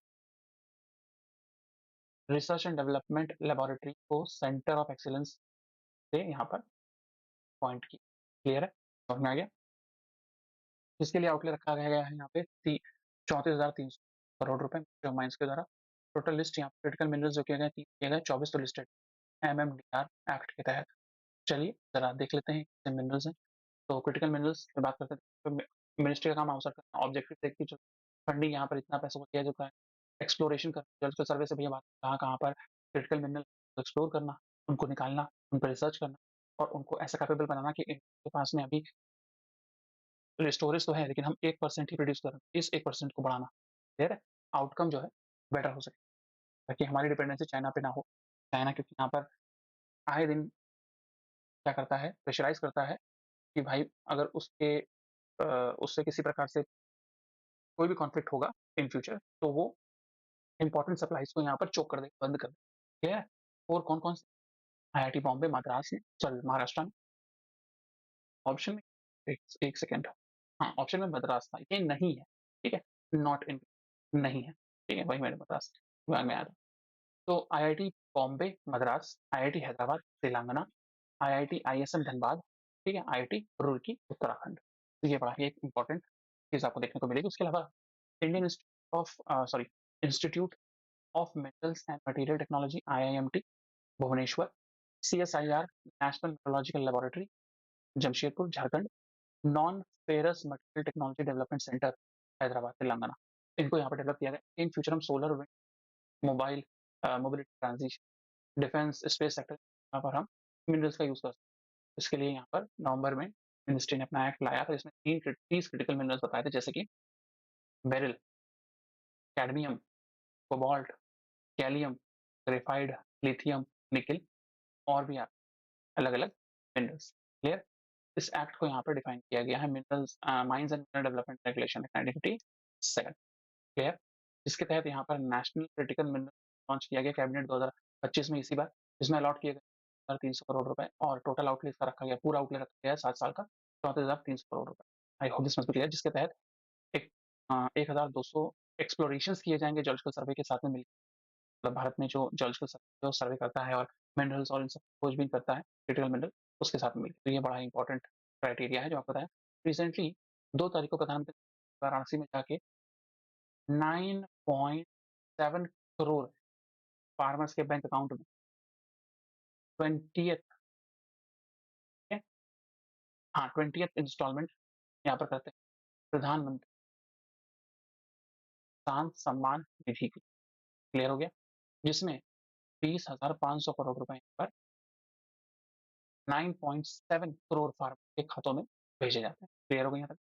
उसके अलावा 2,200 करोड़ रुपए की अलग अलग विकास योजना होगी उत्तर प्रदेश में, खास करके जैसे रोड का बनना, वितरण आधुनिकीकरण का मॉडर्नाइजेशन, स्वास्थ्य सुविधा, जल परियोजना, ठीक है? इन सब चीज़ों को यहाँ पर किया गया।